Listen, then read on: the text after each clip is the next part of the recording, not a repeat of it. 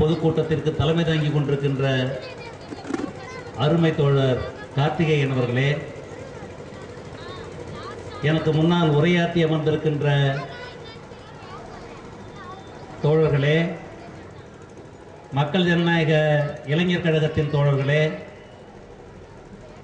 திருப்பெரும்புதூர் வாழ் பொதுமக்களே, தொழிலாளர் தோழர்களே, வியாபாரிகளே, இளைஞர்களே, மாணவர்களே, உங்கள் அனைவருக்கும் மே தின வாழ்த்துக்களை கூறி எனது உரையை துவங்குகிறேன். இந்த மேனாள் விழா என்பது இன்று உலகெங்கிலும் கொண்டாடப்படுகின்ற தொழிலாளி வர்க்கத்தினுடைய பேரின்ப பெருவிழா என்று சொல்லலாம்.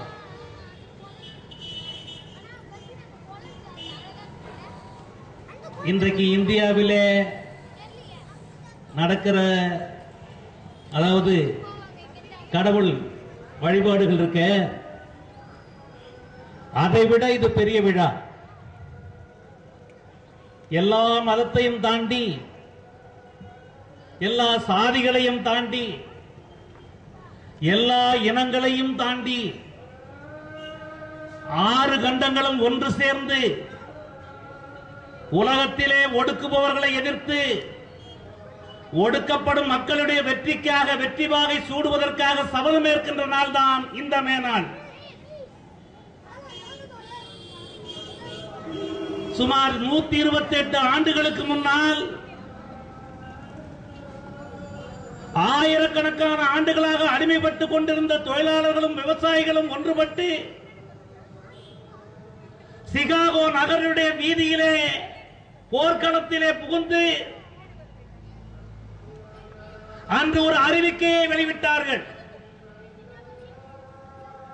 14 மணி நேரம் 16 மணி நேரம் சுரங்கங்களிலே, தொழிற்சாலைகளிலே சூரியனை பாராமல், தன் குழந்தைகளை பாராமல், தன் குடும்பத்தை பாராமல், விலங்கிலும் கொடுமையாக உழைத்து உழைத்து ஓடாய் தேர்ந்து அடிமைகளாய், கொத்தடிமைகளாய் இனிமேல் வாழோம் என்று வெற்றி வாகை சூடிய திருநாள் தான் இந்த மேனாள். 8 மணி நேர வேலை, 8 மணி நேர உறக்கம், 8 மணி நேர சமுதாய பணி என்பதை தொழிலாளி வர்க்கம் தீர்மானித்து அறிவித்த நாள்தான் இந்த மேனாள் இயக்கம். 122 ஆண்டுகள் கழித்து இன்று உலகெங்கிலும் உள்ள நிலைமை, இந்தியாவிலே உள்ள நிலைமை என்னவென்று பார்த்தால், 128 ஆண்டுகளுக்கு முன்னால் தொழிலாளி வர்க்கம் எந்த கோரிக்கையாக போராடியதோ அதே கோரிக்கைகளுக்காக இன்று போராட வேண்டிய அவலத்திலே வாழ்ந்து கொண்டிருக்கிறோம். இன்றைக்கு விஞ்ஞான வளர்ச்சி, தொழில் வளர்ச்சி, வேளாண் துறை வளர்ச்சி பன்மடங்கு, அன்றைய காலத்தை விட இன்றைக்கு 1000 மடங்கு வளர்ந்திருக்கிறது. ஆனால் தொழிலாளி வர்க்கத்தின் வாழ்க்கை அதல பாதாளத்திலே தள்ளப்பட்டிருக்கிறது என்பதுதான் கண்கூடான உண்மை. தோழர்களே, இன்றைக்கு சாதாரண தொழிற்சாலைகளிலே இந்தியாவிலே 94% பேர் அமைப்பு சாரா தொழிலாளர்கள். சிறு தொழிற்சாலைகளிலே, பட்டறைகளிலே, வியாபார நிறுவனங்களிலே, கடைகளிலே வேலை செய்கிற தொழிலாளர்களுடைய எண்ணிக்கை 94%. மொத்த தொழிலாளர்களிலே 94% பேர் 8 மணி நேர வேலையை 60 ஆண்டுகளாக பார்த்ததே கிடையாது. 1947 இன்று வரையிலும் 94% பேருக்கு 8 மணி நேர வேலை இருந்ததே கிடையாது. 12 மணி நேரம், 14 மணி நேரம், 10 மணி நேரம் கொத்தடிமை வாழ்க்கை தான் இன்று வரை இருக்கிறது. 6% அமைப்புசார் தொழிலாளர்களுக்குத்தான் 8 மணி நேர வேலை என்பது போராடி பெற்ற உரிமை கிடைத்தது. 1947க்கு பின்னால் பல போராட்டங்களை நடத்தி 1960ஆம் ஆண்டுகளிலே தொழிற்சங்க சட்டம், தொழிலாளர் சட்டம், 8 மணி நேர வேலை சட்டம் எல்லாம் சட்டமாக இயற்றப்பட்டு கொண்டு வந்தது. ஆனால் இன்று அந்த 6% இருக்கிற அமைப்புசார் தொழிலாளர்களுடைய நிலைமையும் கான்ட்ராக்ட் முறை புகுத்தப்பட்டு 8 மணி நேர வேலை நாள் ஒழிக்கப்பட்டு 12 மணி நேர வேலை நாளாக மாற்றப்படுது. சாதாரண தொழிற்சாலைகளில் இருந்து இன்றைக்கு மருத்துவமனையிலே பணிபுரிகின்ற மருத்துவருக்கு கூட 8 மணி நேர வேலை கிடையாது தோழர்களே. மிகப்பெரிய படிப்பு படித்தவர்களுக்கு கூட, மருத்துவத்துறையில் இருக்கிறவர்களுக்கு கூட 8 மணி நேர வேலை இல்லை. ஐடி கம்பெனி என்று சொல்லுகிறோமே, மிக நவீன தொழிற்சாலை என்று சொல்லுகிறோமே, பல்லாயிரம் கோடி லாபம் ஈட்டுகிற தொழிற்சாலைகள் என்று சொல்லுகிறோமே, அந்த நிறுவனங்களில் கூட இன்றைக்கு 8 மணி நேர வேலை கிடையாது, 12 மணி நேர வேலை தான். எங்கு பார்த்தாலும் 12 மணி நேர வேலை.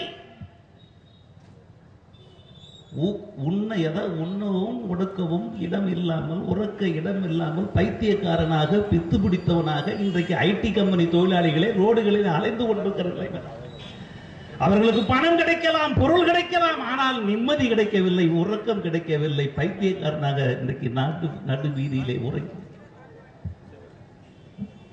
8 மணி நேர வேலை ஏன் பறிபோனது? இன்றைக்கு தொழிலாளர்களுடைய வாழ்க்கை கான்ட்ராக்ட் முறையாக மாறிவிட்டது, அவுட் சோர்சிங் முறையாக மாறிவிட்டது. எங்கு பார்த்தாலும் கான்ட்ராக்ட் தான். கல்வியில கூட கான்ட்ராக்ட் ஓடுறோம். எந்த தொழிற்சாலையை பார்த்தாலும் கான்ட்ராக்டா இருக்கு. உள்ள எந்த தொழிலாளிக்கு நிரந்தர தொழிலாளர்களை வீட்டுக்கு அனுப்புறான். அதுக்கு பேரு கோல்டன் ஹேண்ட்ஷேக் சொன்னான். தொழில்களை பத்திரிகை செய்தி சொல்லுகிறது, வருகின்ற 3 மாதத்திலே இந்தியாவில் பல லட்சம் பேர் வேலையை விட்டு அனுப்பப்பட போகிறார்கள். வேலை இல்லை தொழிற்சாலைகளிலே, இனிமேல் வேலை கிடையாது. ஆனால் ஒவ்வொரு தொழிற்சாலையும் பல ஆயிரம் கோடி டார்கெட் என்று நிர்ணயித்துக் கொண்டு கான்ட்ராக்ட் முறையை, அவுட் சோர்சிங் முறை மூலமாக கொள்ளையடிக்கிற முறையை கொண்டு வந்து நிறுத்துகிறார்கள். ஒப்பந்த தொழிலாளர் முறை, எங்கு பார்த்தாலும் ஒப்பந்த தொழிலாளர் முறை. இன்றைக்கு ஒப்பந்த தொழிலாளர் முறைதான் 8 மணி நேர வேலையும் ஒழிக்கிறது. இன்றைக்கு தொழிலாளர்களுடைய கூலி எவ்வளவு? நிரந்தர தொழிலாளி 40,000 ரூபாய் சம்பளம் வாங்குறான்னா, தற்காலிக தொழிலாளி சம்பளம் 6,000. ஒரு மேனேஜருக்கு சம்பளம் 1 லட்சம் ரூபாய், ஒரு சீஃப் எக்ஸிகியூட்டிவ் சம்பளம் 7 லட்சம் ரூபாய். பெரிய பெரிய ஊடகங்கள்லாம் பாத்தீங்கன்னாக்க நம்ம கலாநிதி மாறனுக்கு 1 கோடி ரூபாய் மாதத்துக்கு சம்பளம். எவ்வளவு? ஒரு மாதத்துக்கு சம்பளம் 1 கோடி ரூபாய். அது சம்பளமா, அது கொள்ளையா என்பதெல்லாம் நீங்களே முடிவுக்கு வந்துருங்க. 6,000 ரூபாய் சம்பளம். 6,000 ரூபாய் சம்பளத்தை வச்சுக்கிட்டு ஒரு தொழிலாளி எப்படி வாழ முடியும்? குறைந்தபட்ச கூலி இந்த நாட்டினுடைய சட்டம் சொல்லுகிறது. கான்ட்ராக்ட் சட்டத்தை கொண்டு வந்த மத்திய அரசாங்கம் சொல்லுகிறது, ஒரு தொழிலாளிக்கு குறைந்தபட்சம் 10,000 ரூபாய் சம்பளம் கொடுக்க வேண்டும் என்று சட்டம் சொல்லுகிறது. ஆனால் இந்த சட்டத்தை எல்லாம் மீறி இன்றைக்கு பன்னாட்டு முதலாளிகளும் உள்நாட்டு பெரும் முதலாளிகளும், டாடா, பிர்லா, அம்பானி போன்றவர்களும், ஹூண்டாய் கம்பெனியும் 10,000 ரூபாய் சம்பளம் கொடுக்கிறது பதிலா 6,000 ரூபாய் சம்பளம் கொடுத்துட்டு கொள்ளடிக்கிறான். சட்டப்படி இவர்கள் குற்றவாளிகள்.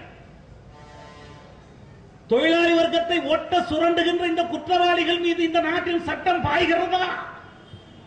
யார் மீது சட்டம் பாய்கிறது?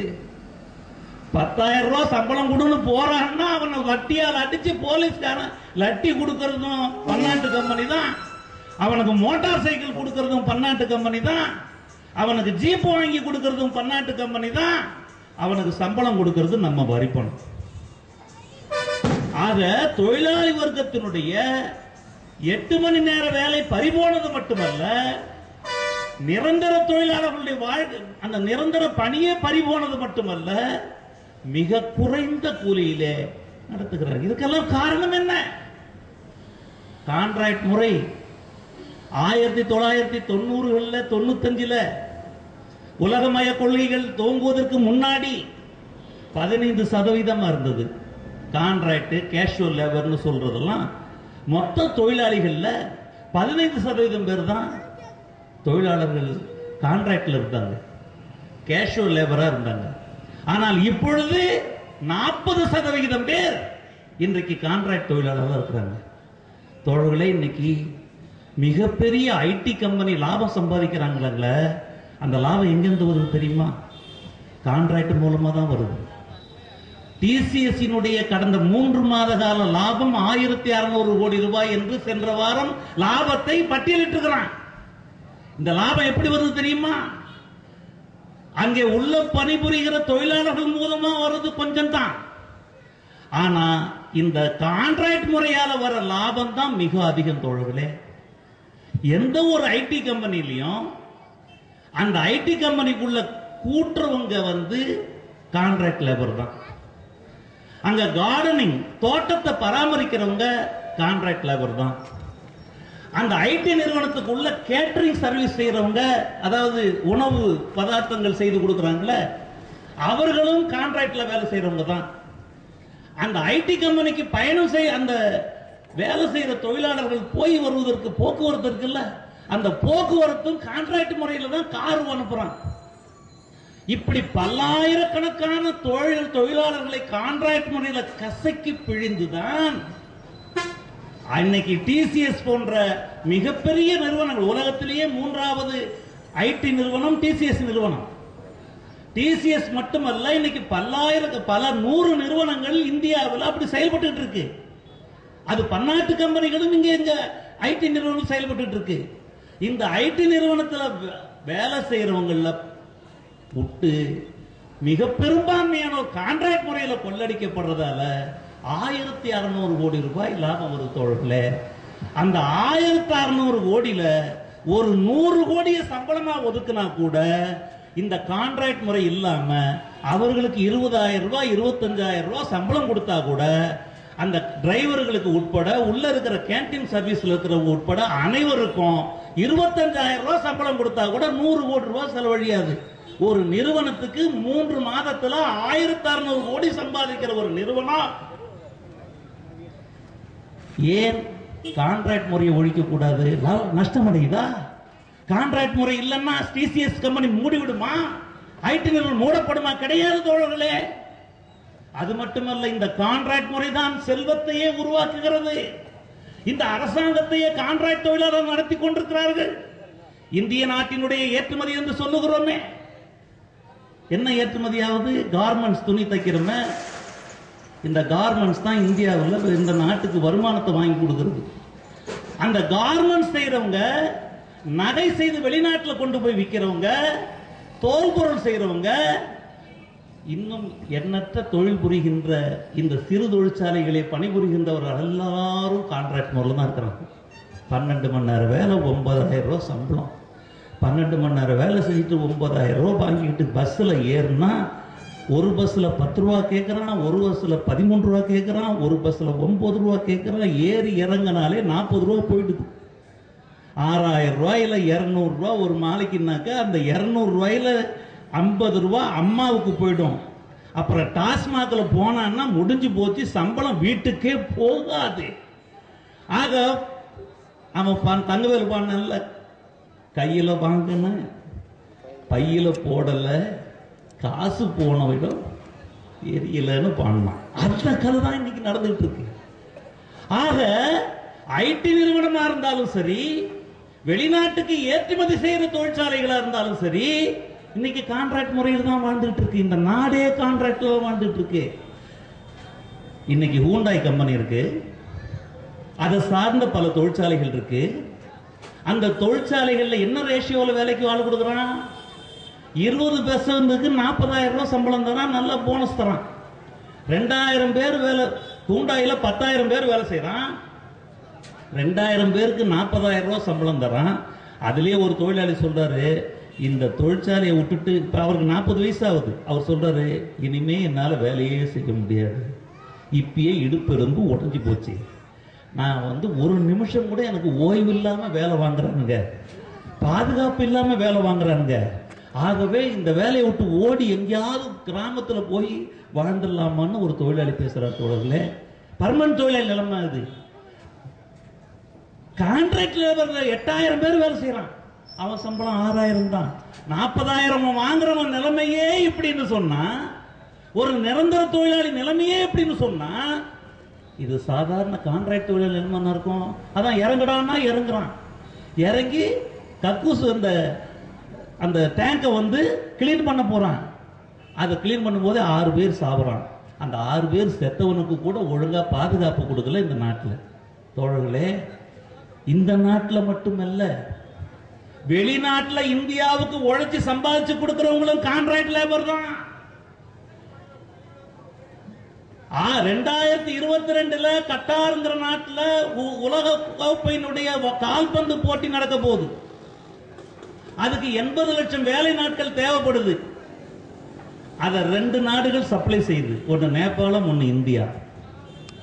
ஒரு மாதத்திற்கு அந்த விளையாட்டு மைதானத்தை கட்டுகின்ற பணியிலே ஈடுபட்டிருக்கிறவர்கள் ஒரு மாதத்திற்கு 20 பேர் செத்து போகிறார்கள். பாதுகாப்பற்ற வேலையின் காரணமாக 20 பேர் மாண்டு போறான். யாரு? Contract employees. யாரு?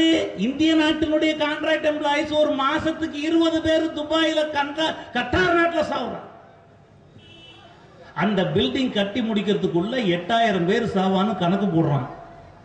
ஆக தொழிலாளர்கள் வெளிநாட்டில் போய் வேலை செய்யற தொழிலாளிக்கும் பாதுகாப்பு இல்ல, உள்நாட்டில் இருக்கிற தொழிலாளிக்கும் பாதுகாப்பு இல்ல. கான்ட்ராக்ட் தொழிலாளர்கள் இன்னைக்கு உலகத்தையே இயக்கிக்கிட்டு இருக்கிறான். இந்த நாட்டினுடைய லாபத்தை, இந்த நாட்டினுடைய அரசாங்கத்தை, இந்த நாட்டினுடைய இப்ப போறாரு நம்ம ராமானுஜர், இந்த தெருவில் அழகா குதிச்சு குதிச்சு போறாரு. அந்த ராமானுஜரை சுமக்கிறவன் யாரியா? அவன் தான் கான்ட்ராக்ட் லேபர். புரிஞ்சுங்க, நல்ல மாடல் எங்க வேணும்னா தூக்கிட்டு போறான் பாரு, அவன் கான்ட்ராக்ட் லேபர். கடவுளை ஊர்வலமா நடத்துறதே அவன் தான். ஆனா மேல நிக்கிறான் 4 பேர். யார் தெரியுமா?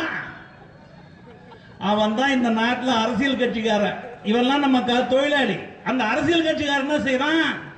இந்த ஆயிரக்கணக்கான லட்சக்கணக்கான தொழிலாளர்களை கான்ட்ராக்ட்ல வித்து பாரத மாதாவுக்கு சேவை செய்யறன்னு சொல்லி துரோகம் செய்து அவன் பாக்கெட்டை நிரப்பிக்கிறான். தரகு முதலாளித்துவ கும்பல்கள் வெளிநாட்டுக்காரனை உள்ள விட்டு இன்னைக்கு குறைந்த கூலியில கான்ட்ராக்ட் முறையில தொழிலாளர்களை கொத்தடிமையா நடக்கிற ஒரு கொடுமையை செய்வதற்கு அந்த 4 பேர் மேல நின்றுட்டு போனான அவன் அந்த மாதிரி ஆளு, அரசியல்வாதி. உள்ள உட்கார்ந்து நடுவில் உட்கார்ந்து இருக்காருல சிலை, அதுதான் பன்னாட்டு கம்பெனி. அமெரிக்க முதலாளியும் இவனுங்கெல்லாம் அவன் தான் அங்க அப்படி உட்கார்ந்துட்டு போறான். ஹூண்டாய் கம்பெனிக்கு என்ன நஷ்டம் வந்தது? கான்ட்ராக்ட் தொழிலாளிக்கு 20,000 ரூபாய் சம்பளம் கொடுத்தா என்ன குறைஞ்சு போகுது? ஒன்னும் குறையாது, நிறைஞ்சு போகும். 20,000 ரூபாய் சம்பளம் கொடுத்தா 2 கார் கூடுதலா விற்கும். 6,000 ரூபாய் சம்பளம் கொடுத்தா காரே விற்காது. மூடு விழா உடனடியா நடத்துவான். ஆக மூடு விழா நடத்துறதுக்கான வேலை செய்யறாங்களே ஒழிய இந்த நாட்டை வளர்க்கறதுக்கு இந்த நாட்டு முதலாளிகள் யாரும் இல்லை, வெளிநாட்டு முதலாளியும் இல்லை. இன்னைக்கு எந்த ஒரு கார்பரேட் கம்பெனியாவது நஷ்ட கணக்கு காட்டுறதா ஐயா? டாடாவா இருக்கட்டும், ரிலையன்ஸா இருக்கட்டும், எந்த ஒரு கம்பெனிக்காவது நஷ்டம் வருதா? 1000 கோடிங்கிறான். 1000 கோடி லாபம் சம்பாதிச்சு என்னடா பண்ண போறீங்க? இந்த நாட்டிலேயே போட்டு தொழிலை வளர்த்து நாட்டு மக்களுக்கு வேலை கொடுப்பான்னா அதுவும் இல்லை. அந்த பணத்தை வெளிநாட்டில் கொண்டு போய் சுவிட்சர்லாண்டில் போட்டுறான். அல்லது வெளிநாட்டில் போய் இன்னமும் குறைச்ச விலைக்கு எங்கேயாவது கூலிக்கு ஆளை பிடிக்கலாமா அப்படின்னு. இந்தியாவில் சரி வரலன்னா வேற எங்கேயாவது போய் ஆப்பிரிக்காவில் போய் சம்பாதிக்கலாமான்னு பார்க்க. இந்தியாவில் இன்னைக்கு இத்தனை 100 கோடி மக்கள்ல இன்னைக்கு 6% மட்டுமல்ல, மிக பெரும்பான்மையா கிட்டத்தட்ட இந்த நிலைமைகள் முழுவதும் கடந்த 15 ஆண்டுகளாக தொழிலாளி வர்க்கத்தின் நிலைமை இதுதான். தோழர்களே, கார்ல் மார்க்ஸ் சொன்னாரு, உலகத்தில் உள்ள செல்வங்களுக்கெல்லாம் தாய் யாரு?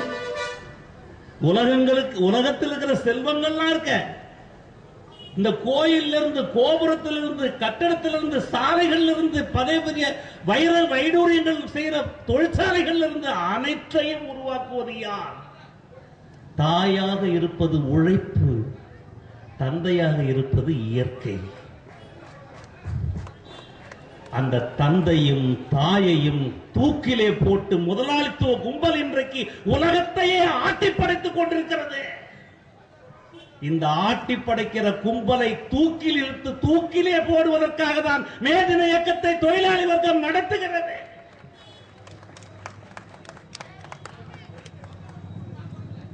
இது என்ன பெரிய பிரச்சனையா இருக்குது?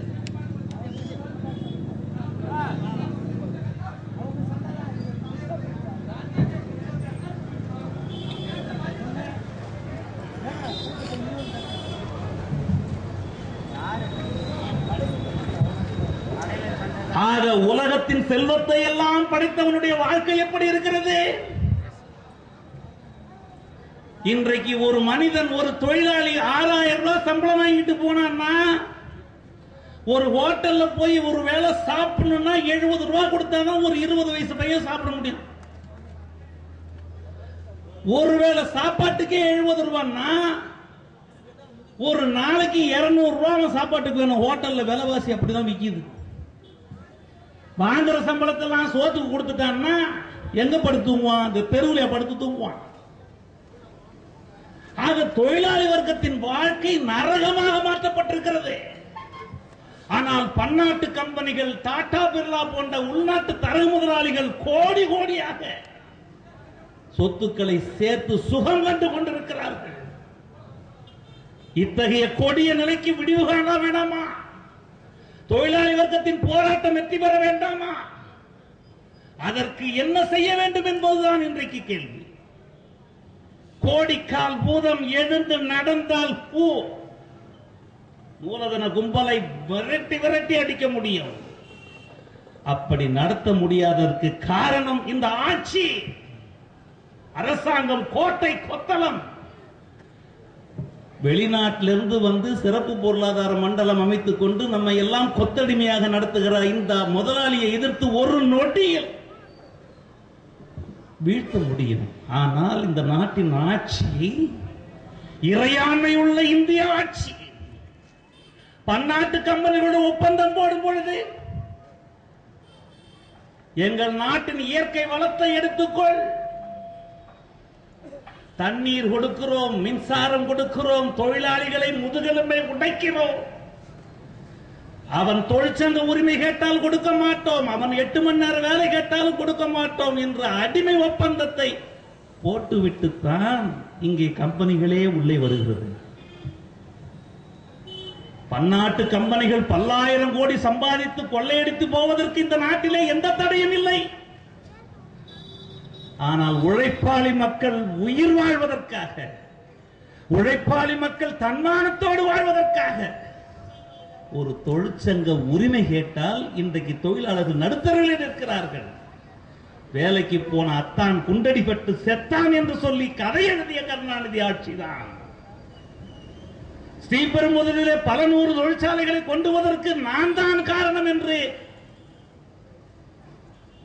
டேடியும் லேடியும் போட்டி போன்றிருக்கிற நிலையில இவர்கள் தான் போட்டி போட்டுக் கொண்டு இந்த நாட்டு தொழிலாளிகளை, ஹரிச்சந்திரன் நாடகத்தில் ஹரிச்சந்திரன் கடன் கொடுக்கறதுக்கு கொடுக்காத போன உடனே விஸ்வாமித்திரன் என்ன செய்வான்? தலைக்கும் காலுக்கும் கட்டு போட்டு அண்ணாந்தோலுன்னு எங்க ஊர்ல அதை போட்டு கடனை வசூல் பண்றதுக்கு தலையில கல் எடுத்து வச்சான். அந்த மாதிரி விஸ்வாமித்திரன் நிலையில் இருந்துகிட்டு கோடிக்கணக்கான தொழிலாளர்கள் உழைப்பை பன்னாட்டு கம்பெனிகள் கொள்ளையடித்து போவதற்கு அடிமைத்தன ஒப்பந்தத்தை போட்டவர்கள் தான் இந்த நாட்டு ஆட்சியாளர். அது அம்மாவும் அப்படித்தான், ஐயாவும் அப்படித்தான், வரப்போற மோடிங்கிற கேடியும் அப்படித்தான். முடியா பன்னாட்டு கம்பெனி வந்தா நாடு நல்லா இருக்குன்னு சொன்னல, தொழில் பெருகுன்னு சொன்னல, பெருகட்டும். யாரு வேணாம்னா அது வேணும், பெருக போறது இல்லைன்னு நம்ம சொன்னது இப்ப நிச்சயம் ஆயிடுச்சு. ஆனா அப்படி பெருகும் பொழுது தொழிலாளிக்கு உரிய பங்கு கொடுக்கிறது தப்பா? அப்படி கொடுத்தா இந்த நாட்டு பொருளாதாரம் இன்னும் வீழ்ந்துடுமா? நாடு வளரும், பொருளாதாரம் வளரும். ஆகவே இந்த கொத்தடிமை முறைகள் வருவதற்கு காரணம், தொழிலாளி வர்க்கம் போராடி பெற்ற உரிமைகளை இழந்ததற்கு காரணம், கொத்தடிமைகளாக கூனி குறுகி தொழிற்சங்கம் வச்சுக்கிற தப்புன்றாங்க. இந்த நாட்டு சட்டப்படி 7 தொழிலாளர்கள் ஒன்று சேர்ந்தால், 7 தொழிலாளர்கள் பணிபுரிந்தால் அந்த 7 தொழிலாளர்கள் ஒன்று சேர்ந்து ஒரு சங்கம் வைத்துக் கொள்ளலாம். அப்படி ஒரு சங்கம் வைத்து போராடிய சாரதாஸ் மோட்டார்ல 8 பேரா, எத்தனை பேரை இன்னைக்கு வெளியே நிறுத்தி வச்சிருக்கிறான்? சட்டப்படி குற்றமா செஞ்சான். சங்கம் தானே வச்சான், சங்கம் வச்சு கோரிக்கை தானே வச்சான். ஒரு லாபத்தெல்லாம் எந்த கூட நான் கேட்டான். லாபம் எல்லாம் நாங்க தானே உற்பத்தி பண்ணோம், அதையெல்லாம் எங்களுக்கு கொடுன்னு கூட கேட்கல. அதுல ஒரு பங்கு குடியான்னு கேட்டாங்க. அதுல இருக்கிற கான்ட்ராக்ட் லேபருக்கு கொஞ்சம் சம்பளத்தை உயர்த்தி கொடு, கொஞ்சம் கொஞ்சம் பர்மனன்ட் படுன்னு கேட்டான். அந்த 8 பேரை வயிற்றுல அடிச்சு நீ நடுத்தல் நிறுத்திருக்கான். அவன் புள்ள பொண்டாட்டி எல்லாம் படிப்பு எல்லாம் இங்கிலீஷ் மீடியம் படிக்க வைக்கிறான். 40,000 ரூபாய் சம்பளம் வாங்கினா போதும், 1 லட்சம் ரூபாய் கொடுத்து கொண்டு போய் பள்ளிக்கூடத்துல புள்ளைய படிக்க வைக்கிறான். நடுத்தல் நிறுத்திட்டான். பாவம் புள்ளைய இப்ப இங்கிலீஷ் மீடியம் படிக்க வைக்கிறதா, தமிழ் மீடியம் படிக்க வைக்கிறதா, இல்ல பழைய காலத்து மாதிரியே நம்ம மாடு மேய்க்க போறதான்னு இப்ப ஒரே குழப்பமா வந்துட்டு இருக்கு. இத்தகைய கொடுமை நிலவுவதற்கு காரணம் உலகமயம், தனியார் மயம், தாராளமயம் என்ற ஏகாதிபத்திய உலகமய கொள்கை. இந்த உலகமய கொள்கையை ஒழித்து கட்டாமல் தொழிலாளி வர்க்கத்திற்கு சுதந்திரம் கிடையாது. தொழிலாளி வர்க்கம் மனிதனாக வாழ முடியாது. மனிதனா வாழ முடியாது. சுரண்டலை எதுக்கிறது இருக்கட்டும், ஒரு மனுஷனா வாழ முடியாது. மனிதனாக, தன்மானம் உள்ள மனிதனாக, இவன் எல்லாம் இந்த கட்சிக்காரன் திராவிட கட்சிக்காரன் சொல்லிட்டு இருக்கிறான். தன்மானம், இனமானம், ஒரு மானம் இல்லாத போயிலும் எவனும் எல்லா மானத்தையும் விக்கிறதுல உலகத்திலேயே நம்பர் 1 யாருன்னா இந்த திராவிட இயக்கம் சொல்லிக்கிறவனுக்கு தான் மானத்தை வித்த பசங்க. கம்பெனியை உருவாக்குனீங்களா, கம்பெனில தொழிலாளிக்கு ஏன் உரிமையை மறுத்தீங்க? ஆக உலகமய, தனியார் மய, தாராளமய கொள்கைகள், பன்னாட்டு கம்பெனிகள், உள்நாட்டு முதலாளிகள் தொழிலாளி வர்க்கத்தை ஒட்ட சுரண்டுவதற்கு காரணம் இதுதான். சென்ற ஆண்டு 13 எவ்வளவு 120 மில்லியன் தொழிலாளர்கள், 13 கோடி தொழிலாளர்கள் இந்தியா முழுவதும் திரண்டு ஒரு மாபெரும் வேலை நிறுத்தத்தை பிப்ரவரி மாதம் 20, 21 2 நாள் வேலை நிறுத்தம் பண்ணாங்க. கான்ட்ராக்ட் தொழிலை ஒழிக்கணும், குறைந்தபட்சம் உடனே ஒழிக்கலனாலும் 10,000 ரூபாய் சம்பளம் தரணும், கேஷுவல் முறையை ஒழிக்கணும், ப்ராவிடன்ட் ஃபண்ட் வட்டியை கூட்டணும், அப்படி ஒரு 10 கோரிக்கையை வைத்து கான்ட்ராக்ட் தொழிலாளர்கள் கோரிக்கையை முன்வைத்து நாடு தழுவிய அளவில் 12 கோடி தொழிலாளர்கள் வேலை நிறுத்தத்தில் ஈடுபட்டார். இந்த மன்மோகன் சிங் இருக்கிறாரு, மண்ணோட மண்ணா போகிற மன்மோகன் சிங் இருக்காரு. இந்த 10 கோரிக்கையில ஒரே ஒரு கோரிக்கை மட்டும் ஏத்துக்கிட்டு மற்றதெல்லாம் ஏற்றுக்கொள்ளல. 1-2 கோரிக்கை தான் வெற்றி அடைஞ்சது. கான்ட்ராக்ட் முறையை பற்றிய கோரிக்கை வெற்றி அடையவே இல்லை. 8 மணி நேர வேலைங்கிறது வெற்றி அடையல. குறைந்தபட்ச கூலி சட்டம் நிறைவேறல. 12 கோடி பேர் இருந்து போராடிய போராட்டம் ஏன் தோல்வி அடைஞ்சது? தொழிலாளி வர்க்கம் எப்படி போராடுறது? ஒரு கம்பெனில போராடுறா, பழி வாங்கி போறான்.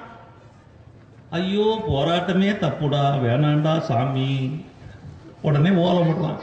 பொண்டாட்டி கூப்பிட்டு சொல்றாங்க, ஏயா மற்றவெல்லாம் இந்த வீரபாண்டி கட்டணம் வசனம் தான், எல்லாம் அட்ஜஸ்ட் பண்ணி போனான், அழகா சம்பளம் வாங்கிட்டு வரான். நீ என்னவோ மீசிய முறுக்குன, வீட்டை விட்டு அனுப்பிட்டான், வேலையை விட்டு. இப்ப புள்ளைய படுறத பார்த்தியா? இதெல்லாம் உனக்கு தேவையா?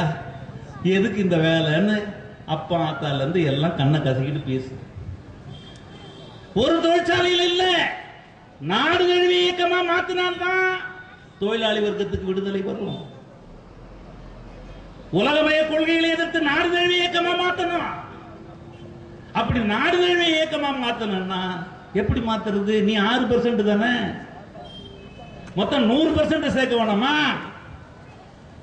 அப்படி செய்யற 100% மாத்தணும்னா இந்த நாட்டில் பாடுபடுறவன், பட்டினி கிடக்கிறவன், இந்த உலகமயம கோயில்களால் பாதிக்கப்பட்டவன் எல்லாரையும் ஒன்றுபடுத்தாம உன் கோரிக்கையில நீ வெல்ல முடியாது. இந்த உலகமய கொள்கைகளால் தொழிலாளி வர்க்கம் மட்டுமா பாடுபட்டு, அசிங்கப்பட்டு, அடிமைப்பட்டு, வேதனைப்பட்டு வாழ்ந்துகிட்டது தொழிலாளி வர்க்கம் மட்டுமா? இல்லை தோழர்களே. இந்த நாட்டு விவசாயியுடைய நிலைமை என்ன தெரியுமா தோழர்களே? நேற்றைக்கு தினம் ஜெர்மன்ல இருந்து, ஐரோப்பாவில இருந்து ஒரு அறிக்கை வருது. இந்திய நாட்டு மாம்பழத்தை வாங்காதறாங்கிறான், மாம்பழத்துல மருந்து போட்டான்றான். நாம மாம்பழத்துல மருந்து போட்டோம் வாங்காதறான்றான். ஆனா கொக்கோ கோலால பாம்பே கிடக்குது. எவனாவது தடை செய்யணும்னு சொல்றாங்க. பாம்பு கிடந்தாலும் எடுத்துட்டு குடிக்கிறான். ஐஸ்வர்யா சொன்னாலாம்,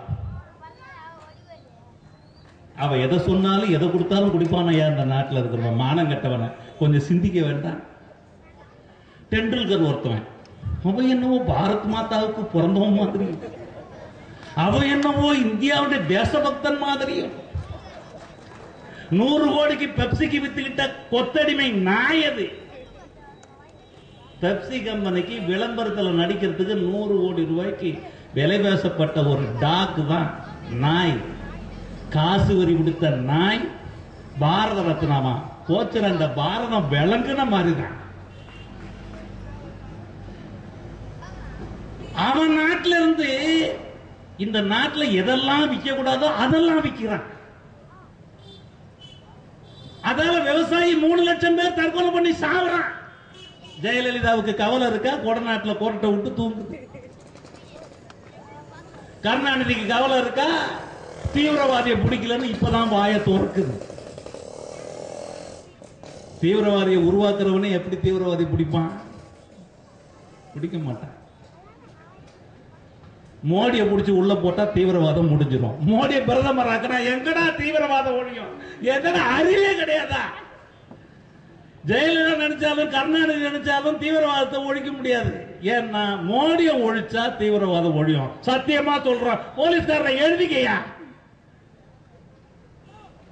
அடுத்த மோடி பிரதமர் ஆனா மனோகர் அப்படி பேசினான்னு சொல்லு. மக்கள் ஜனநாயக இளைஞர் கழகம் இருக்குது, மதவெறியை எதிர்த்து பாடம் புகட்ட போகுதுன்னு போய் சொல்லு. இப்பயே முன்னாடியே போய் சொல்லுங்கடா.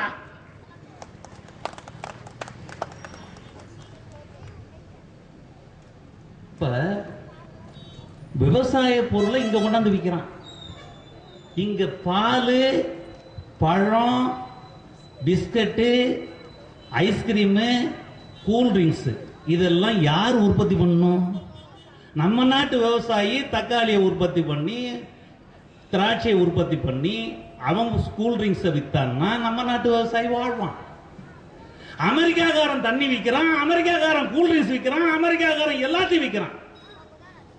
ஐயா, இந்த மவுண்ட் பூந்தமல்லி ரோட்ல போய் பாருங்க, ஒரு 10 கடை திறந்துருக்கிறான். ஹோட்டலு KFCன்னு ஒரு ஹோட்டலு. அமெரிக்காவில் எப்பயோ அறுத்த கோழிக்கறியை கொண்டாந்து ஒரு மசாலாவை போட்டு அதை ஒரு பக்கெட்ல ஒரு 4 துண்டை போட்டு 400 ரூபாய்க்கு விற்கிறான். நம்ம ஊர் கோழிக்கறிகளில் 40 ரூபாய்க்கு கிடைக்கிற கோழிக்கறிய நாத்த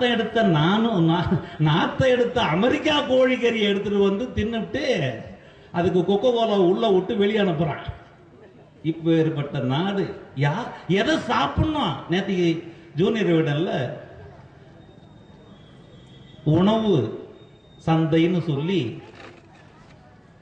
அந்த பாரத இந்த பட்டம் இருக்குல்ல, ஆக சாகித்ய அகாடமி பெற்ற ஒரு வெங்கடேஷ் என்பவர் துவங்கி இருக்கார். அவர் பிள்ளையோட போனாராம்.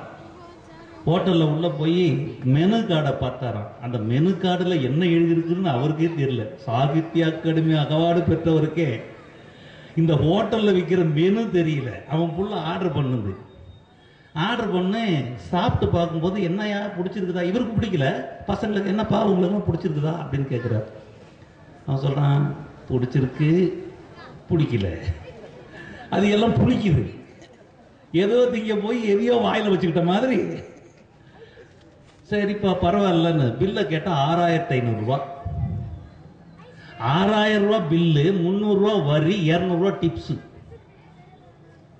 KFCல சாப்பிட போனா ஒரு வேளைக்கு 6500 ரூபாய் சாப்பிடுறான்னா நம்ம கான்ட்ராக்ட் லேபர் என்ன செய்வான்? ஒரு 500 ரூபாய கடன் வாங்கி அங்க போய் புளிச்சு போனதை தின்னுட்டு அப்படியே உட்காந்துக்க வேண்டியதான். வேலைக்கும் போக முடியாது, வெளிக்கும் போக முடியாது. விவகாரம் முடிஞ்சு போச்சு. அப்ப ஹோட்டல் வச்சுக்கிட்டு கோழிக்கறி அவன் நாட்டில இருந்து இங்க வித்தானா இந்த நாட்டு விவசாயி கோழி எங்கடா விற்கும்? இவன் திராட்சை பழம் எங்க விற்கும்? இவன் உருளைக்கிழங்கு எங்க விற்கும்? ஆக வெளிநாட்டில இருந்து பொருளை இறக்குமதி பண்ணி இந்திய நாட்டு விவசாயிகள் உற்பத்தி ஓர விலையை ஏத்துறான். மானியம் கொடுக்க கூடாது, மானியம் கொடுக்க கூடாது, மானியம் கொடுத்த நாட்டுக்கு நஷ்டம், அரசாங்கத்துக்கு நஷ்டம்ன்றான். ஆனா பெரும் முதலாளிகளுக்கு 5 லட்சம் கோடி வருஷத்துக்கு மானியம் கொடுத்துட்டு விவசாய மானியத்தை பிடிக்கிட்டான். இந்த ஆட்சியாளர்கள் என்ன சொல்றது? கோடி கணக்கில், 1000 கோடி கணக்கில் லாபம் சம்பாதிக்கிற தரகு முதலாளித்துவ கார்ப்பரேட் நிறுவனங்களுக்கு வருஷத்துக்கு 5 லட்சம் கோடி மானியம் கொடுக்கிற இந்த அரசாங்கம் விவசாய மானியத்தை ஒழிச்சதாலையும், வெளிநாட்டில இருந்து விவசாய பொருளை இறக்குமதி பண்ணதாலையும் அதனோட போட்டி போட முடியாம இன்னைக்கு அமெரிக்காக்காரன் சொல்லியிருக்கிறான், வரப்போற ஆட்சி வந்தால் நாங்கள் அறிவுசார் சொத்துரிமை சம்பந்தமா பேச போறோம். அறிவுசார் சொத்துரிமைனா என்ன? அறிவை கத்துக் கொடுக்கிறது இல்ல, அறிவை புடுங்குவது. இந்திய நாட்டு விவசாயிகள், அறிஞர்கள் உருவாக்கின அறிவு துறை கண்டுபிடிப்புகள் அதையெல்லாம் அமெரிக்காவுக்கு சொந்தமாக்கி கொண்டு இந்த நாட்டு பாசுமதி அரிசியிலிருந்து வேப்ப மரத்திலிருந்து எல்லாத்தையுமே எனதுதாண்டா சொந்தம்னு சொல்லி இந்த நாட்டு வேளாண்மையை ஆய்வுத்துறையில, விதைப்பு துறையில, உற்பத்தி துறையில, அனைத்து துறையிலும் அமெரிக்க கம்பெனி, வால்மார்ட் இல்ல, பல கம்பெனி இருக்கு. அந்த கம்பெனிகளை எல்லாம் வேளாண்மை துறையிலே கைப்பற்றுவதற்காக, கோடிக்கணக்கான விவசாயிகளுடைய வாழ்வை அழிப்பதற்காக அமெரிக்கா உள்ளிட்ட அனைத்து நாடுகளுடைய உள்ளே இறக்கி வைத்திருக்கிறார்கள் என்றால் கோடிக்கணக்கான விவசாயிகள் செத்து கொண்டிருக்காங்க. 3 லட்சம் விவசாயிகள் தற்கொலை பண்ணிட்டான். சாதாரண எளிய விவசாயியா இல்லை, 10 ஏக்கர் 20 ஏக்கர் வைத்திருக்கிற விவசாயிகள், இந்த நாட்டுக்கே உணவளிக்கக்கூடிய தெய்வங்கள். அந்த தெய்வங்கள் பூச்சி மருந்தையே சாப்பிட்டு விட்டு இன்றைக்கு 3 லட்சம் பேர் இறந்து போனான் என்றால் அந்த விவசாயிகளை திரட்டாமல் தொழிலாளிகளை உங்களுக்கு விடிவு உண்டா? கோடிக்கணக்கான விவசாயிகளை நடுத்தரவில் இருக்கிற உலகமய கொள்கையை எதிர்த்து உன்னை கொத்தடிமையாக்கிய அதே கொள்கைதான் அவனை தூக்கு மேடையிலே நிறுத்திருக்கிறது, தூக்கு கயிற்றிலே நிறுத்திருக்கிறது. கோடிக்கணக்கான விவசாயிகளை தொழிலாளி வர்க்கம் திரட்டிக் கொண்டால் எந்த கொம்பனும் அவன் அசைக்க முடியாது. போலீஸ்காரன், ராணுவம் எவ்வளவு வேணாலும் வாங்க, தொழிலாளி விவசாயி ஒன்னாயிட்டானா உங்க கதைக்கெல்லாம் ஒரு விடிவு கிடைக்கும். அதை தொழிலாளி வர்க்கம் உணர வேண்டும். போராடி மோதி வேலை இழந்ததால் வெட்கப்படாதே, கௌரவமாக. இந்த கொத்தடிமை முறைக்கு விடிவு கிடைக்காது என்று நம்பாதே, விடிவு அருகிலே இருக்கிறது என்று நம்பு. கோடிக்கணக்கான விவசாயிகளை அணைத்துக் கொள். வியாபாரிகள் என்னடா செய்வான்? பன்னாட்டு கம்பெனிகளுக்கு சில்லறை வணிகத்தை திறந்து விடுவதன் மூலமாக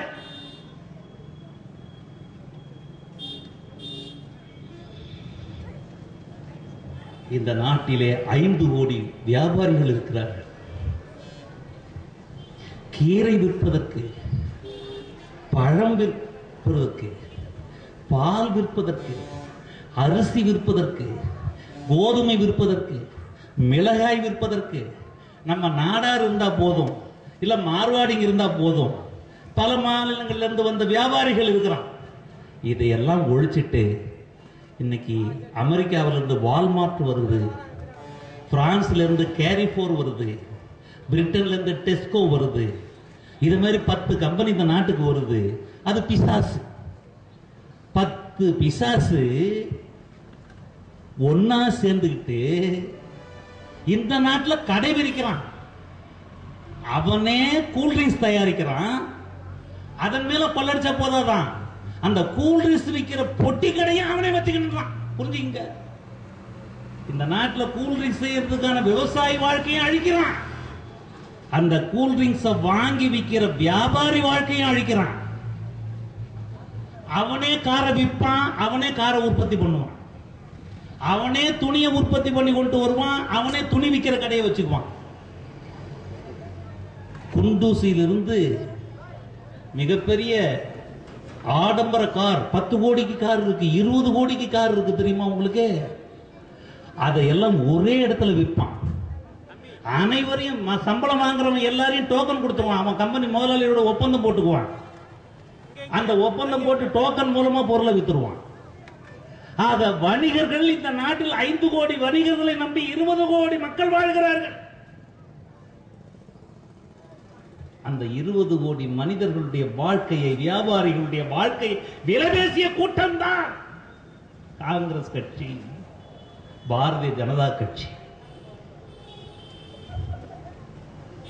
ஆகவே தாராளமய கொள்கைகளால் தன் வாழ்க்கையை தொலைத்துவிட்ட வியாபாரிகளை ஒன்றிணைப்போம். உலகமய கொள்கைகளால் தூக்கிலே தொங்குகின்ற அந்த விவசாயிகளை ஒன்றிணைப்போம். இன்னும் யாரு பாக்கி இருக்கு? ஒருத்தனை விட மாட்டான். எவனெவனெல்லாம் இந்த நாட்டில் பாதிக்கப்பட்டார்களோ, ஒடுக்கப்பட்டார்களோ அனைவரையும் ஒன்றிணைப்போம். இந்த நாட்டு நெசவாளிகள் ஆடை பாதி ஆள் பாதி, ஆடை இல்லாத மனிதன் அரை மனிதன் சொன்னான். இந்த நாட்டில் விவசாயிகளுக்கு அடுத்து நெசவாளிகள் தான் பட்டினி கிடந்து செத்துக் கொண்டிருக்கிறார்கள். தோழர்களே, திருப்பூர் நகரம் உலகமய கொள்கைகள் வந்த பிறகு டாலர் நகரம் என்று அழைத்தார்கள்.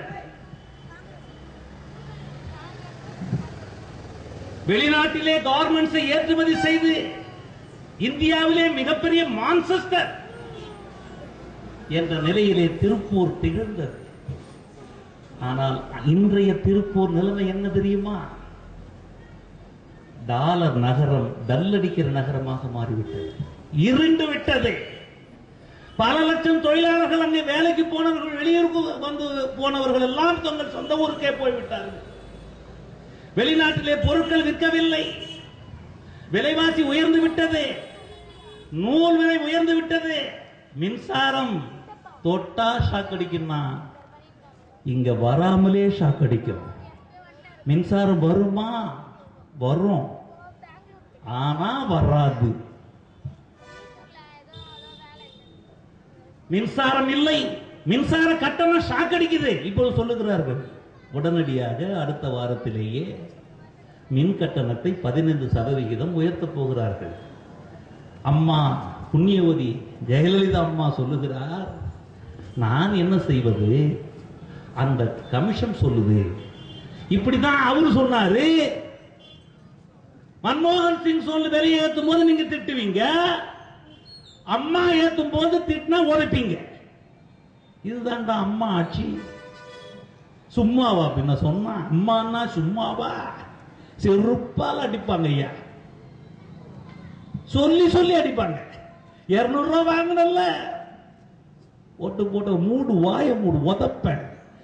நான் 15% ஏற்றுமா 20% ஏற்ற, நீங்களாம் என்னடா கேட்கறதுன்னு போட்டி போட்டுக்கிட்டு மின்சார கட்டணத்தை ஏத்துறதாலையும் நூல் விலை உயர்ந்து விட்டதாலையும் வெளிநாட்டில் போய் விற்கிறதுக்கு, வெளிநாட்டில் வித்து கிழிக்காதரா.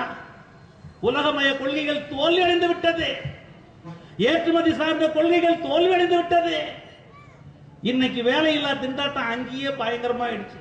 கிரீஸ்ல 27% பேருக்கு வேலை இல்லை, போர்ச்சுகல்ல 12% பேருக்கு வேலை இல்லை, பிரான்ஸ்ல 15% பேருக்கு வேலை இல்லை, இத்தாலியில 12% பேருக்கு வேலை இல்லை, அமெரிக்காவில் பாதி பேருக்கு வேலை இல்லை. ஒபாமாவுக்கு தான் வேலை இருக்கு. அந்த நாட்டிலே வேலை இல்லாம பட்டியல் சாகறான், புரட்சி பண்ணிட்டு இருக்கிறான். அதான் எல்லாரும் அலறான். கவலையப்படாத, இந்த நாட்டில் மட்டும் இல்ல, உலகமே புரட்சி பூத்து குறுங்கிட்டு இருக்கு. ஒரே ஒரு ஆளை தேடிட்டு இருக்கு, கார்ல் மார்க்ஸ் லெனின். எங்கே எங்கே எங்கே இந்த மக்கள் எல்லாம் தேடிக்கொண்டிருக்கிறார்கள். இங்கே இங்கே இந்த மக்கள் எல்லாம் இளைஞர் கழகம் அவர்கள் மத்தியில் போய் கொண்டிருக்கிறது.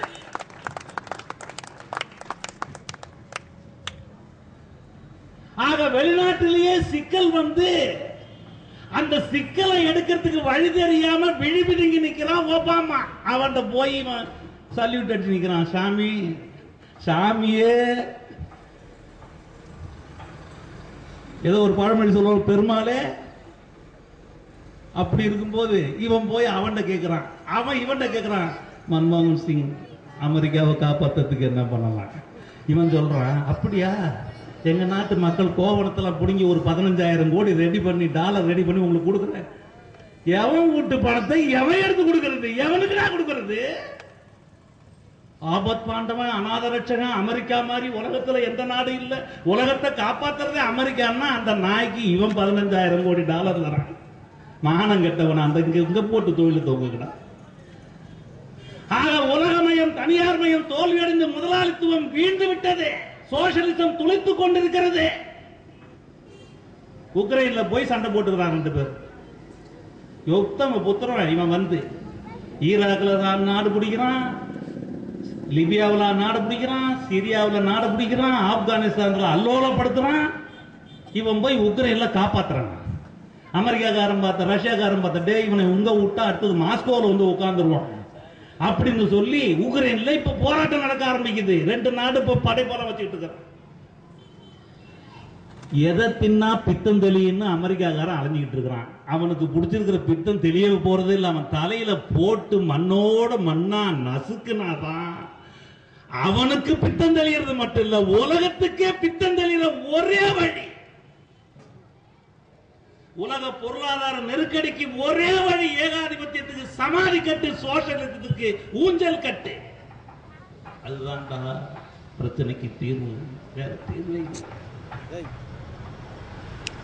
இந்த நிலைமையில உலகமய, தனியார்மய கொள்கைகளை திரும்ப பெறு, போராடி பெற்ற உரிமைகளை கொடு, இல்லை என்றால் ஆட்சியை விட்டு ஓடு என்பதற்கான முழக்கத்தை விவசாயிகள், தொழிலாளர்கள் அனைவரும் ஒன்றுபட்டு போறாங்க. எல்லா சங்கமும் தான் ஒன்னா சேர்ந்து போராடுத. இதுல நீங்க இப்ப என்ன சொல்றீங்கன்னா, எல்லா சங்கமும் போராடுறத நாங்க ஆதரிக்கிறோம், அந்த போராட்டத்தில் நாங்க பங்கேற்கிறோம், எல்லா மக்களையும் ஒன்றிணைக்கிறதுலயும் நாங்க பங்கேற்கிறோம். ஆனா கொள்கையில குழப்பம் விளைவித்தது நாங்க எதுக்குறோம். எந்த கட்சி இந்த நாட்டை அடகு வைத்து மக்களை பாழ்படுத்தியதோ, நாட்டை நாசமாக்கியதோ, தொழிலாளி வர்க்கத்தை கொத்தடிமையாக்கியதோ, விவசாயிகளை தற்கொலைக்கு தள்ளியதோ, அந்த காங்கிரஸ் கட்சி, பிஜேபி கட்சியை எதிர்த்துதான் அந்த சங்கத்திலே இருப்பவர்கள் அந்த கட்சியை தூக்கி எறிந்து தொழிலாளி வர்க்கத்தோடு இணையும் போதுதான் நாட்டு மக்களுக்கு பாரதிய ஜனதா கட்சியினுடைய சங்கத்திலே இருக்கிற தொழிலாளிக்கு, காங்கிரஸ் கட்சியிலே சங்கத்திலே இருக்கிற தொழிலாளிக்கு விடிவு எப்பொழுதுன்னா, அந்த சங்கத்தையே தூக்கி எறிந்து விட்டு தொழிலாளி வர்க்கத்தோடு உண்மையாக ஒன்றிணைந்தால் தான் அவர்களுக்கு விடிவு. இல்லை என்றால் எப்பொழுது வேண்டுமானாலும் காத்த புடுங்கி விட்டு எட்டப்ப கும்பல் வேலை செய்யறதை ஏற்றுக்க முடியாது. தொழிலாளி வர்க்கம் தன் உரிமைகளை பெற வேண்டுமானால் அனைத்து மக்களையும் ஒன்றுபடுத்தி போராடுவது மட்டுமல்ல, ஒரு அரசியல் மாற்றத்தை உருவாக்க வேண்டும். அத்தகைய அரசியல் மாற்றம் தான் நேற்றைக்கு உனக்கு சுதந்திரத்தை கொடுத்தது, உங்களுக்கு சங்கம் சேர்கின்ற உரிமையை கொடுத்தது, குறைந்தபட்ச கூலி சட்டத்தை கொடுத்தது, போனஸ் சட்டத்தை கொடுத்தது, 8 மணி நேர வேலையை சட்டத்தை கொடுத்தது. இந்திய நாட்டு மக்கள் போராடி வெள்ளக்காரனை வெளியேற்ற போராட்டம் இருக்கிறது. அதற்கு பின்னால் தொழிலாளி வர்க்கம் நடத்திய போராட்டம் இருக்கிறது. அந்த அரசியல் போராட்டம் தான், நாட்டிலே ஏற்பட்ட அந்த அரசியல் மாற்றம் தான் இந்த சலுகைகளை நமக்கு கொடுத்தது. ஆனால் அதே காங்கிரஸ் கட்சி, அதே பாரதிய ஜனதா கட்சி 90ஆம் ஆண்டுகளுக்கு பின்னால் உலக முதலாளித்துவத்துக்கு அடிபணிந்து, அமெரிக்காவுக்கு அடிபணிந்து, அணுசக்தி ஒப்பந்தம் போட்டு, ராணுவ ஒப்பந்தம் போட்டு, இந்த நாட்டினுடைய வெளியுறவு கொள்கையை அமெரிக்காவுக்கு கூட்டி கொடுத்து, இந்த ராணுவத்தை உலகத்திலேயே 5வது ராணுவம், இந்த ராணுவம் அமெரிக்க ராணுவத்துக்கு எடுபடி வேலை செய்ய வைத்து, இந்த நாட்டினுடைய உள்நாட்டு பாதுகாப்பையும் வெளிநாட்டு பாதுகாப்பையும் ஒழித்து கொட்ட கொள்கையை ஒழித்து கட்டணும். மக்களுடைய உரிமையை பறித்த கொள்கையெல்லாம் திரும்ப பெற வைக்கணும்னா ஒரு அரசியல் மாற்றம் தேவை என்பதை மக்கள் ஜனநாயக இளைஞர் கழகம் சொல்லுகிறது. மக்களுடைய போராட்டத்தை ஆதரிக்கிறோம். அத்தகைய போராட்டத்திலே மக்கள் போராடாமல் எதையும் அவர்கள் கொல்ல போவதில்லை. சாதாரணமாக ஒரு தொழிற்சங்கம் வைத்துக் கொள்ள உரிமையில வெற்றி பெறலன்னா இவன் இந்த நாட்டை விடுதலை செய்யறதுல எங்கேயா வெற்றி பெற போறான்? ஒரே ஒரு முதலாளி அவனை எதிர்த்து நம்மளால முடியலன்னா இவ்வளவு பெரிய அரசாங்கத்தை எதிர்த்து விடுதலை அடைய முடியுமா? ஆகவேதான் சொல்றோம், ஒரு மாற்றம், அரசியல் மாற்றம். எத்தகைய மாற்றம்? நாளைக்கு பேசுகிறார்கள் 16வது நாடாளுமன்ற தேர்தல் முடிந்து இன்னும் 2 கட்ட தேர்தல் பாக்கி இருக்கிறது. இந்த 2 கட்ட தேர்தல் முடிந்த பிறகு 16ஆம் தேதி டெல்லி செங்கோட்டையிலே கொடியேற்றுகின்ற ஆட்சி மோடியின் தலைமையிலே ஆட்சி வரும் என்று சொல்லுகிறார்கள். எந்த ஒரு கட்சிக்கும் அறுதி பெரும்பான்மை கிடைக்காமல் இழுபறி நீடிக்கும் என்று சொல்லுகிறார்கள். ஒருவேளை அதிக இடங்களை பெற்ற பாரதிய ஜனதா கட்சி மற்ற எதிரணியில் இருக்கிற கூட்டணி கட்சி, எதிர்கூட்டணியில் இருக்கிற கட்சிகளின் ஆதரவு பெற்று ஆட்சி அமைக்குமானால் அந்த ஆட்சி தொழிலாளி வர்க்கத்துக்கு விமோசனம் கிடைக்குமா? மதிமுக வைகோவை கேட்கிறோம். தமிழறிவின்னு சொல்லிட்டு இருக்கிற பொய்யறிவி மணியனை கேட்கிறோம். ராமதாஸ், சாதி வெறியன் ராமதாஸை கேட்கிறோம். இந்த லூசு இருக்கிறாங்க, யார் ஓட்டு போட கூட தெரியாத ஒரு லூசு ஒரு நாட்டில் தலைமையா, ஒரு கட்சிக்கு தலைமையா. விஜயகாந்த் பேரை சொல்றதுக்கு வெக்கமா இருக்கியா? தமிழன் இவ்வளவு கேவலமா போவான்னு நினைக்க கூட இல்லையா? இப்படிலாம் ஒரு தலைவர் ஐயா. எப்பயும் குடிக்கிறான், படுத்துக்கிறான், ஆடுறான், நாடுறான், ஓடுறான், அதுக்கு மேல ஒண்ணுமே தெரியல. நல்லா நான் பேரம் பேசுறான். இங்க வந்தா எத்தனை போட்டி, எத்தனை தொகுதி, எத்தனை போட்டி, எத்தனை தொகுதி, எத்தனை போட்டி, குடுகுடுப்புக்கார மாதிரி பாடிட்டே இருக்கிறான். எங்க போட்டியும் தொகுதியும் எங்க அதிகமா கிடைக்குதோ முடிஞ்சு பிடிக்க. இந்த கூட்டணி இருக்க நாங்க கேட்கிறோம். இந்த கூட்டணி நீங்க பண்ணுனீங்கள, நீங்க ஆட்சி அமைச்சா தொழிலாளி வர்க்கத்துக்கு தொழிற்சங்க உரிமையை வாங்கி தருவீங்களா? கான்ட்ராக்ட ஒழிப்பீங்களா? வன்னியன் தான் இருக்கிறான். கான்ட்ராக்ட் தொழிலாளி வன்னியன் விட்டுருவானா? வன்னியன் நான் விடுறான், 2 முட்டி போடுறான்றான்.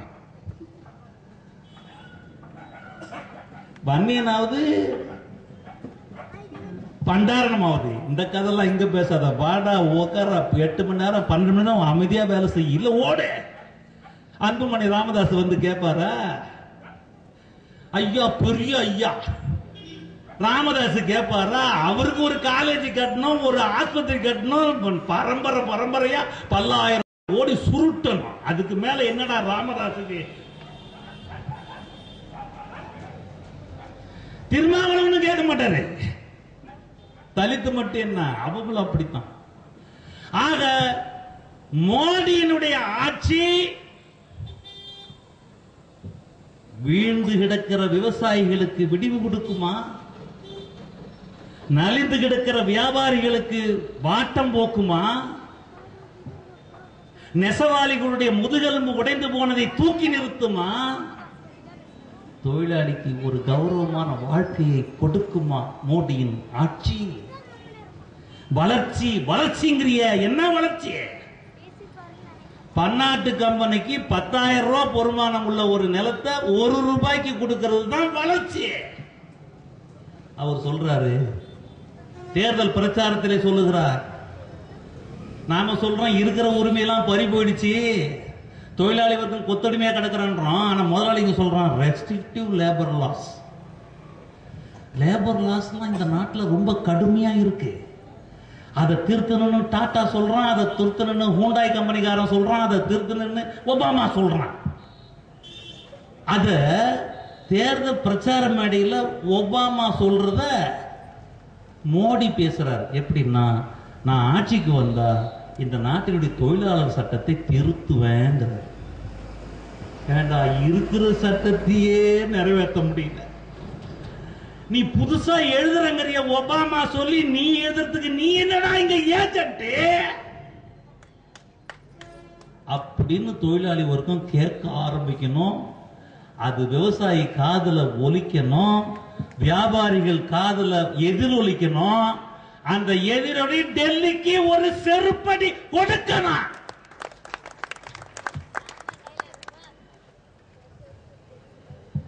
சரி, இப்ப காங்கிரஸ் மாத்தி பேசுது. அது 100 வராதுன்னு அதுக்கே சந்தேகம் வந்துடுச்சு. 100 வராதுன்னாலும் பரவாயில்ல, பிஜேபி ஆட்சிக்கு வந்துடக்கூடாது.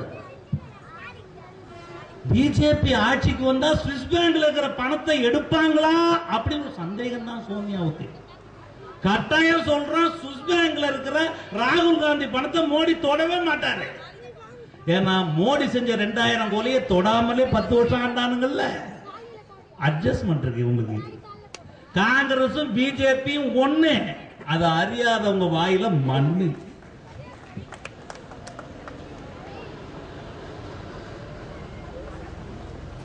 அப்பன்னா இடதுசாரிகள், வலதுசாரிகள், அவசாரிகள், அவால்சாரிகள், எல்லா சாரிகளும் ஒன்னா சேர்ந்து மோடி எதிர்த்து ஒரு 3வது அணியை கொண்டாடலாமான்னு சோனியாவுக்கே ஒரு எண்ணம். அப்படி ஒரு அணி வந்தா இந்த தொழிலாளிக்கு விடிவு கிடைக்குமா? சுத்தமா கிடைக்காது. நேற்றுக்கு பார்த்த 10 வருஷம் இந்த ஆட்சி தொழிலாளி அழிச்சான், விவசாயி அழிச்சான், நெசவாளி அழிச்சான், ஈழத் தமிழன்னா 1 லட்சம் பேரை கொன்னா. இப்படி எல்லாம் சொல்லி ஜெயலலிதாவுக்கு இப்ப அவன் ஒரு தூது விட்டுருக்கிறான். கடைசி நேரத்தில் தூது காங்கிரஸ்காரன் விட்டுருக்கிறான். என்னன்னா, நீங்க பிரதமர் ஆவறதுக்கு நாங்க ஆதரவு கொடுக்கிறோம். யாரு? காங்கிரஸை ஒழித்தே தீர்வுன்னு பேசிக்கிட்டு இருந்த ஜெயலலிதாவுக்கு காங்கிரஸ் தூது விடு. அப்படின்னா பிஜேபிக்கு ஆதரவு இல்லாம காங்கிரஸ் பக்கம் கொண்டு வந்து 2 வருஷம் ஆட்சியில உட்கார வச்சு பின்னாடி கவுத்துட்டு மீண்டும் காங்கிரஸ் ஆட்சியை கைப்பற்றுவதற்கு ஒரு சதி திட்டத்தை தீட்டுது காங்கிரஸ் கட்சி.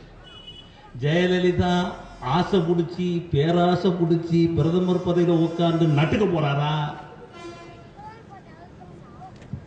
அல்லது காங்கிரஸ் அவர் சொன்ன மாதிரியே வீட்டுக்கு அனுப்ப போறாரா? இதெல்லாம் 1000 கேள்வி, பதிலே கிடையாது. பதவியும் பணமும் பேராசையும் இல்லாத இந்த அரசியல் கட்சிகள் ஒன்ன கூட காட்ட முடியாது. நேற்றுக்கு முளைச்ச காலம் கூட யாரு யாரு சொல்லுங்க? கேசரிவாலுக்கே பிரதமர் ஆகணும்னு ஆசை இருக்கும் பொழுது ஜெயலலிதாவுக்கு இருக்க கூடாதா உங்களுக்கு? அப்படி காங்கிரஸ் கட்சி ஆட்சிக்கு வந்தா ஒன்னும் செய்யாதுன்னு சொல்ற சிபிஎம் கட்சி 20 வருமானு சந்தேகமா இருக்கு. அப்படி 20 தொகுதியில வந்தா அது காங்கிரசுக்கு ஆதரவு கொடுக்காதுன்னு நினைக்காதீங்க. எல்லாம் கூட்டு களவாணி பசங்க. சிஐடியினுடைய மேதின விழாவினுடைய செய்தியை எடுத்து பாருங்கள். அது உலகமய கொள்கைகளை திரும்ப பெற வேண்டும் என்று சொல்லவில்லை, தனியார் மய கொள்கைகளை ஒழிக்க வேண்டும் என்று சொல்லவில்லை. உலகமய கொள்கைகளால் அமெரிக்காவின் மேலாதிக்கத்தை எதிர்ப்போம் என்றுதான் சொல்லுகிறது. ஒரு ஏகாதிபத்தியத்துக்கு பாவாடை விடிக்காத எல்லாத்துக்கும் விரின்னு சொல்லுது, அவ்வளவுதான். என்னங்க போராட்டத்தை ஆதரிக்கிறீங்க, இந்த பக்கம் காத்த புடுங்குறீங்களே நீங்க நினைக்கலாம். தொழிலாளி வர்க்கத்தின் உடனடி கோரிக்கையாக போராடுவதை ஆதரிக்கிறான். ஆனா தொழிலாளி வர்க்கத்துக்கு அரசியல் ரீதியா செய்யற துரோகத்தை அம்பலப்படுத்துறான். புத்தி இருந்தா தொழிலாளி வர்க்கம் பொழைச்சிக்கோ, இல்லன்னா இன்னும் 100 வருஷம் யாரு போய்தான். அந்த எச்சரிக்கையை தான் நாங்கள் சொல்றோம் மக்கள் ஜனநாயக இளைஞர் கழகம். ஆக 3வது அணியோ காங்கிரஸ் தலைமையில ஒரு அணியோ அல்லது காங்கிரஸ் அல்லாத வேற பிரதேச கட்சிகளுடைய தலைவர் தலைமையில ஒரு 3வது அணியோ, எந்த அணி ஆட்சி வந்தாலும் அமெரிக்காவுக்கு சல்யூட் அடிக்கணும். சிபிஎம் சொல்லுது மக்களை பாதிக்காமல் உலகமய கொள்கைகளை செயல்படுத்த வேண்டும் என்று சொல்லுது. மேற்கு வங்காளத்தில் எதை செயல்படுத்தினீங்க? 66 சீட்டு 26 சீட்டு கூட வராத அளவுக்கு தோல்வி அடைஞ்சதுக்கு காரணம் என்ன? நந்திகிராமிலையும் சிங்கூர்லயும் டாடாவுக்கும் பன்னாட்டு கம்பெனிகளுக்கு சாதகமாக விவசாயிகள் மீது தொழிலாளர்கள் மீது துப்பாக்கி சூடு நடத்தினீர்களே, அதுக்காக தண்டனை தானே இன்னைக்கு நீங்க இப்படி கேவலமா தோத்து போனீங்க. ஆக இவர்கள் சொல்லுவதும் உண்மையிலேயே உலகமய கொள்கைகளை எதிர்ப்பதில்லை, சமரசம் தான். நாங்கள் சொல்லுகிறோம் உலகமய கொள்கைகள் திரும்ப பெற வேண்டும். தனியார் மய கொள்கைகள் ஒழிக்கப்பட வேண்டும். தோழர்களே, 6% பேர் வேலை இருக்கிறோமே, அதுல 90% பேர் அரசு ஊழியர்கள், பொதுத்துறை ஊழியர்கள், நிரந்தர தொழிலாளர்களா இருக்காங்களே. இந்த தனியார் மயம் வந்ததால் இன்றைக்கு நிரந்தர தொழில் அழிக்கப்படுகிறது. ஆகவே உலகமய தனியார் மய உள்ளே திரும்ப பெற வேண்டும். தொழிலாளி வர்க்கம் போராடி பெற்ற அனைத்து உரிமைகளையும் திரும்ப நாம் பெற வேண்டும். இதையெல்லாம் சாதிப்பதற்கு நாட்டில் ஒரு அரசியல் மாற்றம் வேண்டும். அந்த அரசியல் மாற்றம் தொழிலாளர்கள், விவசாயிகள், நெசவாளர்கள், தேசிய முதலாளிகள், பணக்கார விவசாயிகள் என்று உழைப்பாளி மக்கள் அனைவரும் ஓரணியில் ஒன்று சேர்ந்து ஒரு புரட்சிகர போராட்டத்தின் மூலமாக ஒரு புதிய ஜனநாயக அரசு அமைப்பதுதான் இந்த நாட்டு மக்களுக்கு விடிவு. அதை தவிர எந்த அணி ஆட்சிக்கு வந்தாலும் இந்த நிலை மாறப்போவதில்லை. ஆகவேதான் மக்கள் ஜனநாயக இளைஞர் கழகம் இந்த மேனாளிலே முழக்கமிடுகிறது.